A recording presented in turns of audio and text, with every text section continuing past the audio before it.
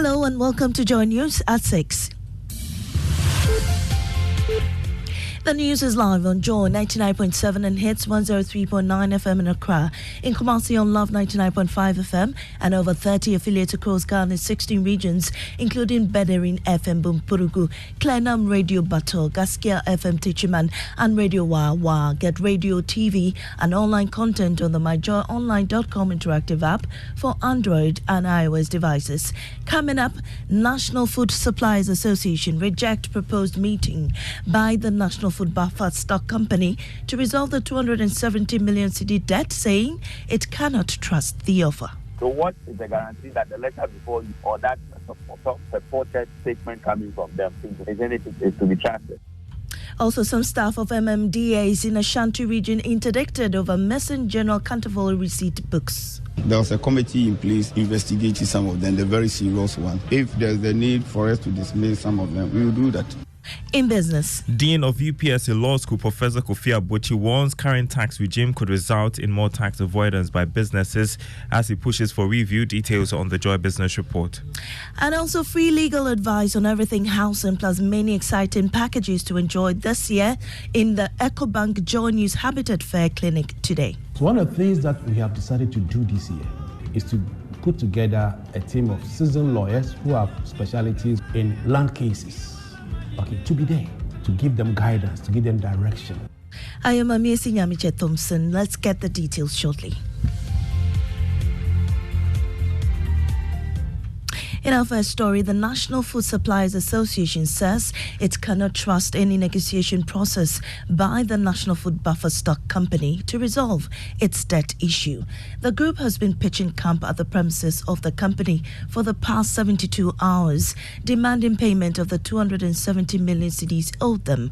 The Buffer Stock Company, in a statement on Thursday, said it is scheduling an emergency meeting to agree on a payment plan, but the food suppliers are not buying it. Kweku Amedume is spokesperson for the suppliers. First statement is released, which is saying that they are now going to have a meeting, an emergency, and secondly, and the meeting is going to be with the Ministry of Finance, the Ministry of Education, and whatever, to ensure that a roadmap is drawn. They are now going to draw a roadmap. What about what they have been telling us? That they have instructed Controller and Accountant General, and that it is almost done, and it is whatever, the check is there and the check is done. So all the things they have been telling us are nothing but lies. So what is the guarantee that the letter before you or that purported statement coming from them is anything is to be trusted? You heard Kweku Amedume, spokesperson for the National Food Suppliers Association. Now, some staff of metropolitan, municipal and district assemblies in the Ashanti region have been interdicted over missing General Counterfoil receipt books.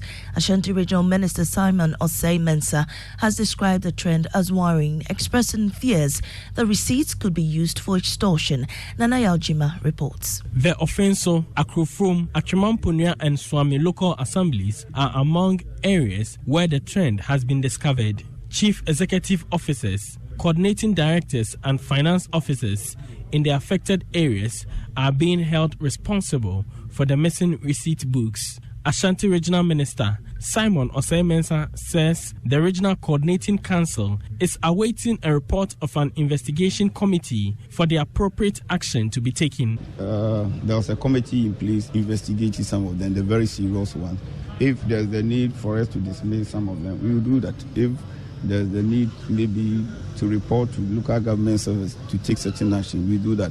The regional minister bemoaned some recurring audit issues, including non-deduction of VAT and other taxes. It has also come to the notice of the Regional Coordinating Council that some recurring audit issues are not being addressed by MMDs.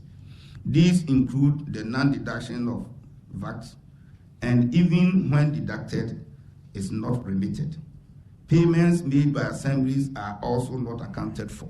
The assemblies generated over 24 million cedis out of a target of 26.5 million cedis, representing 92.7% of the target. They submit financial statement every month.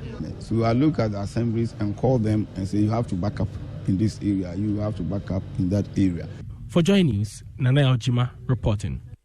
The majority in Parliament is accusing their minority colleagues of blackmail over the decision to boycott Parliament each day any of their colleagues appear before court for trial. Business in the House crippled yesterday when all NDC MPs abandoned proceedings to storm the High Court in support of their Sin North colleague James Jachi Quayson and the Minority Leader Dr. Kasiola Tufosin. Speaking to Joy News, Deputy Majority Whip Habib Idris says the position of the NDC MPs is irresponsible. This one is just a surprise, even though the Minority Leader had hinted that, anytime their colleague is going to court, they will not be coming to Parliament. In fact, this is a total blackmail, because this is not how we dialogue. This is not how we cooperate with each other to get parliamentary business done. So I think maybe after today, tomorrow, if they are in the House, our colleagues will try and talk to them and be able to know. Because, mind you, the Speaker was not even aware that the minority was not going to come to the chamber. He was not aware.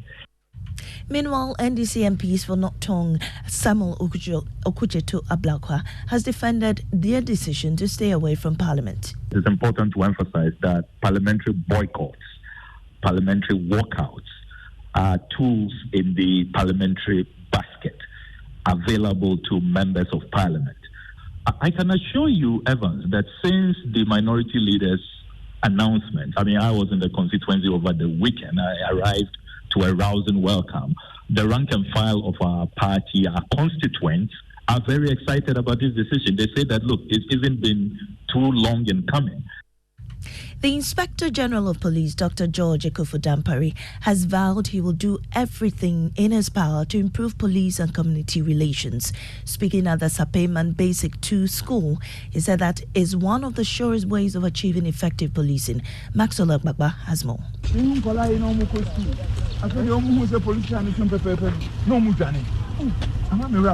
It's morning here at Amasaman. School children are on their way to school.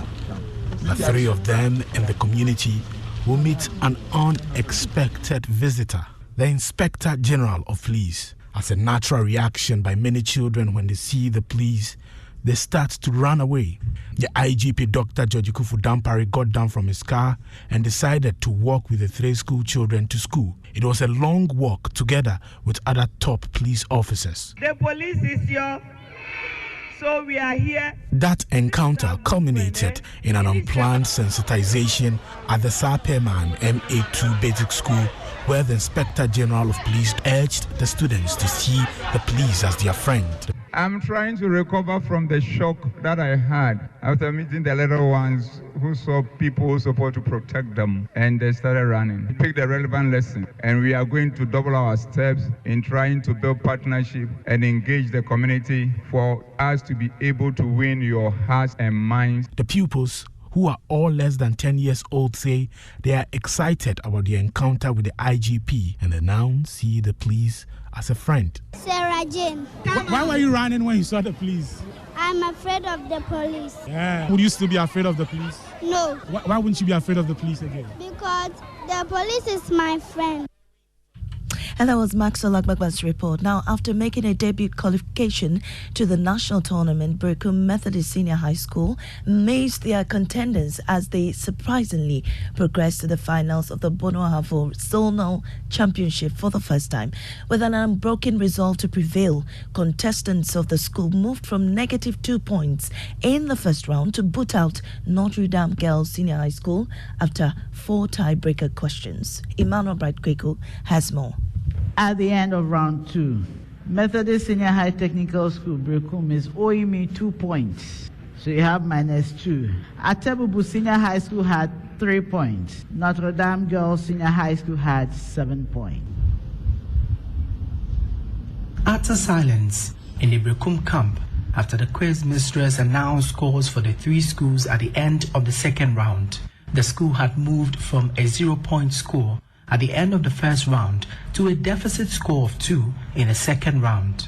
The contestants nullified their negative score in the third round to secure 8 points and eventually ending the contest in a tiebreaker. Intersect at E. Is this true or false? Yes, Methodist. True. That is correct. And this year's EcoBank Joy News Habitat Fair will include astute lawyers with experience in land issues. They will provide legal assistance on all aspects of housing with a concentration on litigation. It is only the tip of the iceberg when it comes to the interesting packages put together especially for patrons this year on the topic of home ownership, affordability, comfort or luxury. Join the EcoBank Joy News Habitat Fair this weekend at the Achimota Mall for the clinic. Max Fuga is General Manager Sales and Customer Service. Now, at the main fair, it's always crowded.